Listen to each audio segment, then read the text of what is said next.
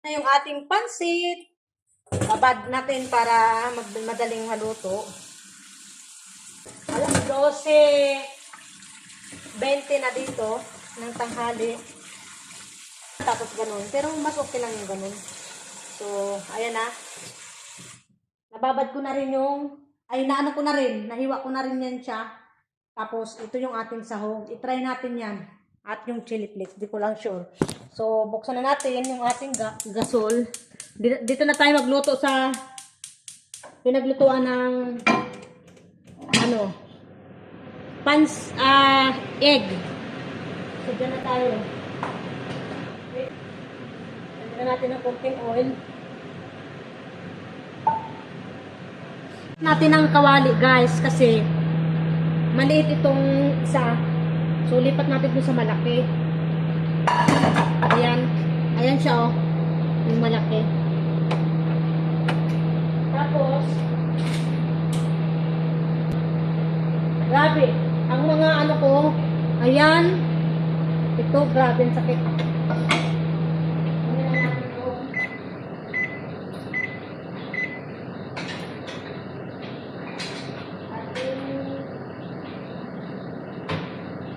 Ito. Okay na ba? Parang nahihina dito. Lipat natin dito. So, ayan. Ihahalo ko to, guys, oh. Isang chicken fillet. Kasi last na to, eh. So, isama na natin yan para, ayan. Ito pala siya kumukulo. Hiwain natin. Hiwa-hiwain natin yung chicken. Oh. Hiwain natin.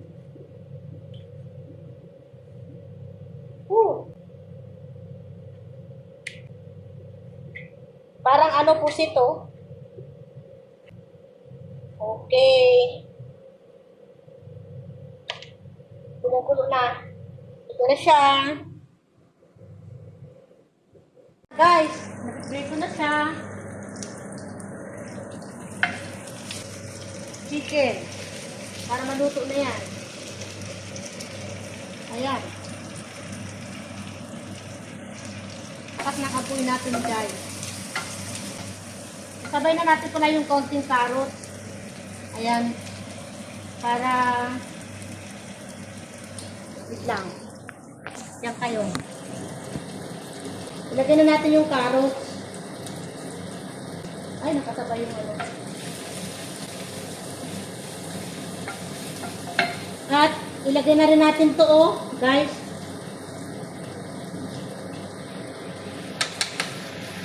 Ay, di matanggal. Wow, ang bango. Na rin natin siya, guys, yung sauce. Ano ba natin ito? Ang sarap. Lang. Ayun, mga sabit-sabit. So, ayan na. Oh. May lasa na yung sauce niya, guys. Lagay na natin yung bell pepper. Sama-sama na yan, guys. Last lang yung yung dahon ng sibuyas. And then, ilagay na rin natin ito. Diba? Gulay pa lang. Tangkatir ba na? So, ayan.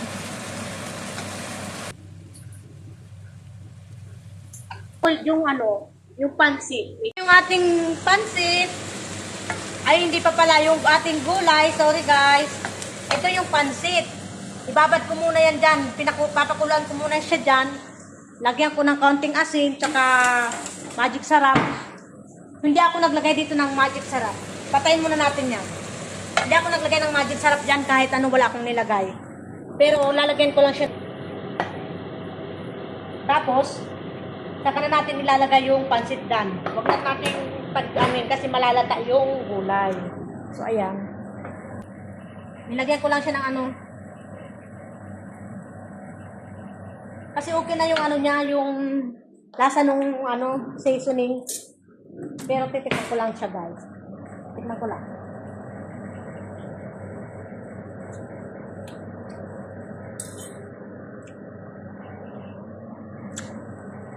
Matabang. Sakto yan. Lalagyan ko yun ng ano. Yung pansit. Matabang yung ano niya guys. Maanghang kasi nga 'di ba yung ano yung ating tuna. So, medyo matabang. Lagyan natin ng konting magic sarap. Tapos lagyan natin ng konting oyster. Lagyan natin. Lagyan natin. Yung pansit na. Isa na lang. Ito.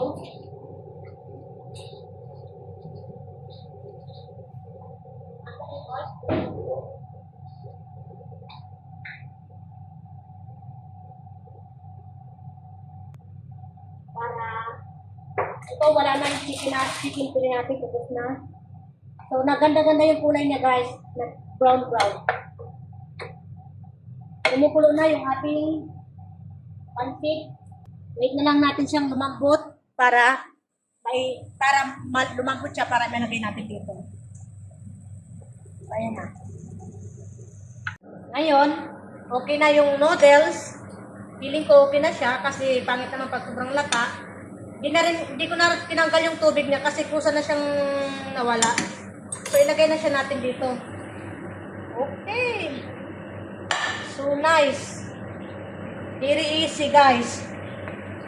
Hindi ko na rin nilagyan ng asin. Sabi ko asin tsaka ano seasoning na iba pa. Hindi ko na yan na lang. Yan ang kukut na lang yung ano diyan.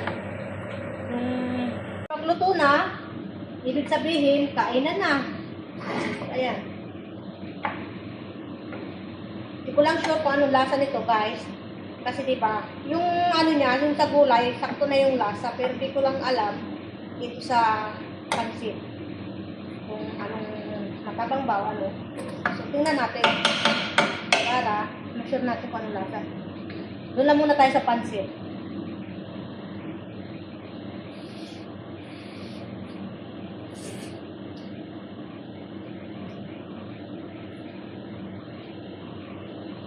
Okay na. Okay na yung lasa niya. Maanghang talaga siya guys. Gawa dun sa tuna.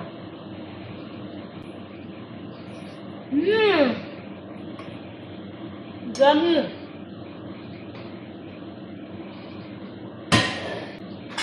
Wala tayo ng ano, plato. Para makakain na tayo ng pwede si sir nito kasi may ano to eh, may chicken. Uy, hindi pa pala dito nahalo sa gilid. Andito yung sauce. Lagyan natin ng gulay. My goodness. Ang katergang pagkain. Sayang. Maingay. So, ito na guys. Kain tayo. Kain tayo guys. Sit down na tayo. Ito lang yung ating food for today. Pansit.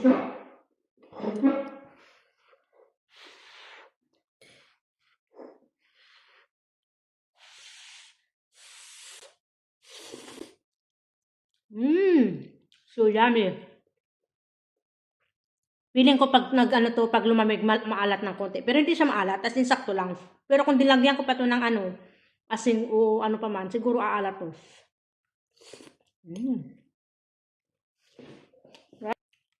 Kain tayo guys. Galaw na. Madilim na naman. Hello! So ayan, ngiti-ngiti na naman tayo kasi andito na naman tayo sa kusina. Mukhang pagkain. Ba't ganito parang ang ano ng lights natin? Maggawa ako ng tea. Ito yung aking binibuild. Off na natin yan. So gawa tayo ng tea. Para sa nilagay ko na siya ng isang small spoon na sugar. Prepare ko na yung lulutuin kong dal. Mung dal kasi para mamaya lulutuin na lang tapos inano ko na rin to, hiniwa ko na rin to. What happened? Hiniwa ko na rin siya oh. garbage to rin. Para mamaya, kasi ako yung lalabas.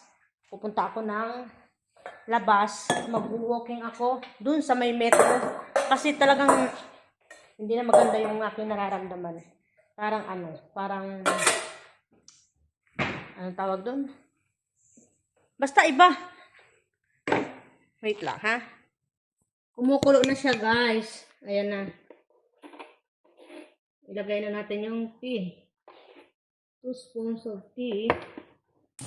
Pinatay ko kasi umano na siya. Ayan o, kumulo na siya o. Aapaw na. So, ayan.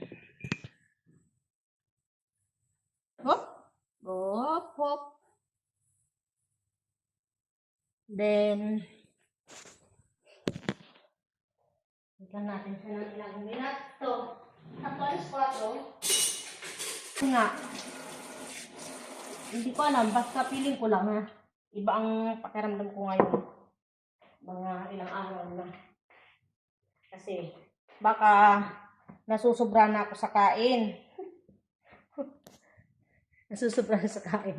Mata ko kasi.